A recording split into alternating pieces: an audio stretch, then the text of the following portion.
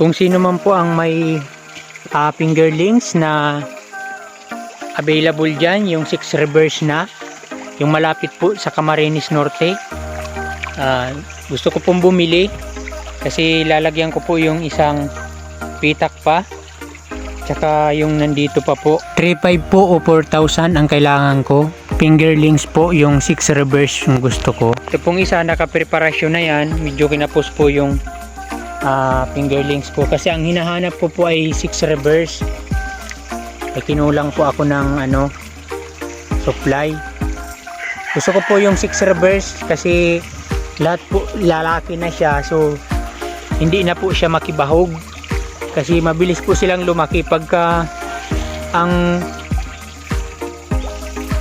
tilapia po kasi ay yung fingerlings ay hindi 6 reverse. Mga 3 months po na anak na sila, naabala po yung paglaki. Pag nag-harvest ka po, hindi para parehas kalaki kasi yung mga nag-anak, naabala sila paglaki. So ito po March or April ang harvest nito, kaya dapat sunod-sunod, kaya sana may mahanap akong fingerlings na 6 reverse. Kasi kung wala, pupunta pa po ako ng Camarines Sur para bumili. Doon po ako nagbili nung nakaraan, 4 months po ay harvest na kaagad. Ito po malalaki-laki na din. April po pala ang sigurado nito. Nalalakas na silang kumain.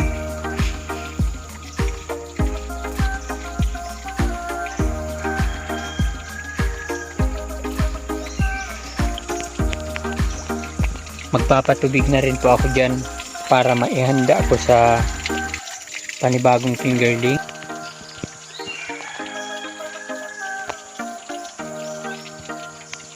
Yan po ang aking fish pond.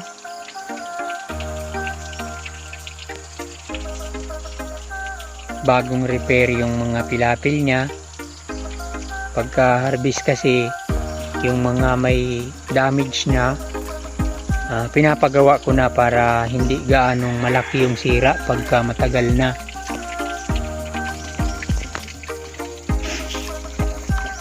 Naghahanap po ako ng yung marunong magawa ng or marunong mag 6 reverse ng tilapia.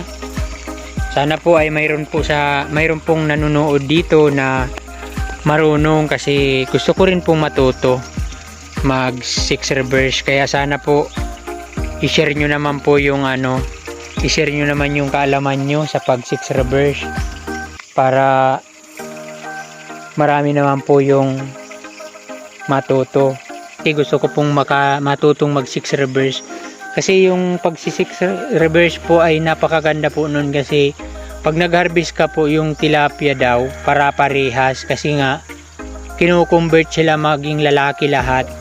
So hindi po sila naabala paglaki kasi sa ganito po kasi na halo-halo, may babae may lalaki, pag yung babae po ay nag-anak, naabala po sila paglaki. Kasi dito po napapansin ko sa pag-aalaga ko ng tilapia, pag mayroon po silang anak or nag-iitlog yata yun, hindi po sila nakain, na nandun lang sila nakatambay sa parang may hukay na na putik.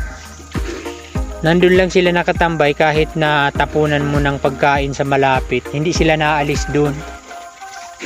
Kaya siguro naabala yung paglaki. Kaya pag nag-harvest ka, halo-halo din. May malaki, may maliit. Kaya maghihiwa-hiwalay ka pa kasi siyempre yung malaki, iba naman yung presyo. Yung maliit, iba din naman yung presyo.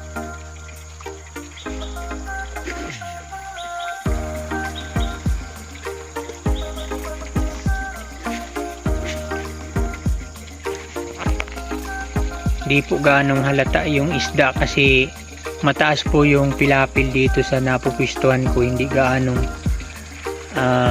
kita yung tilapia kasi medyo malayo ako. Po kasi ito, medyo mailap pa sila kasi bagong lagay pa lang dito. Nung mga nakaraan ng pagpakain ko rito ay nag-iikot pa ako kasi hindi nila alam kung saan sila papakainin. So malawak po yung fish pond. pag nagtapon ka dito sa isang side lang, minsan nandun naman yung iba sa kabila. So mag-aalala ka, kala mo kakaunti na yung isda. Ngayon lang po sila nag-ipon-ipon, pero kakaunti pa po yan. Mag-iikot pa po ako at mayroon pa yan po dun sa dulo, kasi hindi pa po sila sanay. Pero pagka nasanay na po sila na ganito, na binabahog sila ng regular, napunta po na yan. Pagka napansin nilang may tao, nasunod na sila, alam nilang pakakainin. Kaya dapat pag ganito, papakainin mo sila lahat. Yung iba kasi hinahayaan na dito lang, basta dito, para masanay sila. Dapat po pag nagpakain ka, lahat makakain din lahat, kasi pupuntahan mo kung naandun, kasi ang fingerlings po hindi pa nila alam kung papakainin sila kung saan parte. Kaya obligado ka pong mag-ikot.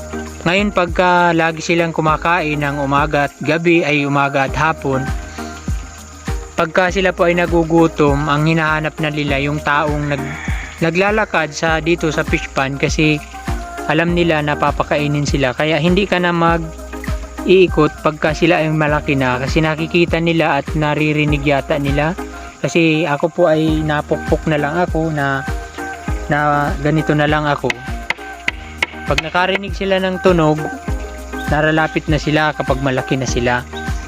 Pero ngayon kasing maliit pa, kailangan mo muna silang i-train.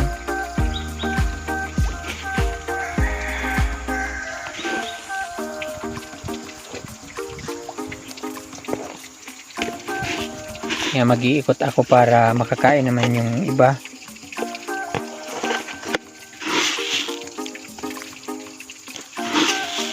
Kasi marami po ito eh. Ang nilagay ko po dito, mahigit 3,000 itong fingerlings. So yung kumakain po, parang ano lang to, parang mga 2,000 lang ata ito. Wala pa.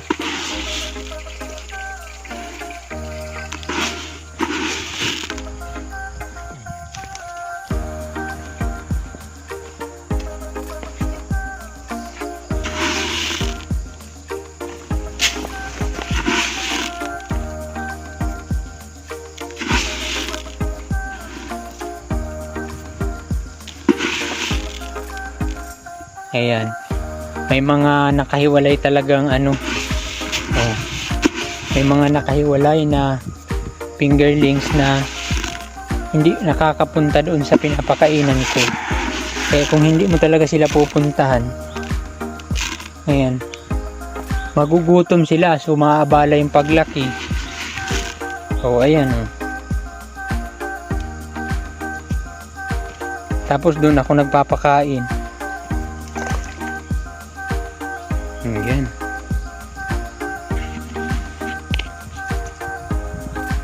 Ayan, kailangan mo sila talagang ikutin pagbahog para makakain lahat. Ayan Kasi yung iba po hindi pa nila alam kung may nagpapakain ba sa kanila o wala. So dapat malaman nila na regular silang kumakain. Ayan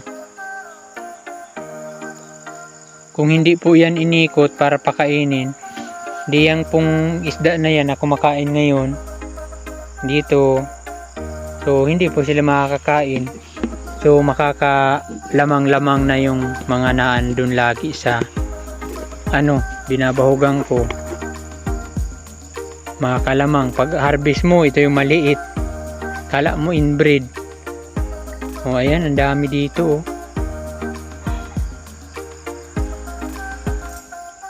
Ang dami ditong nakahiwalay. Medyo maiila pa po kasi sila.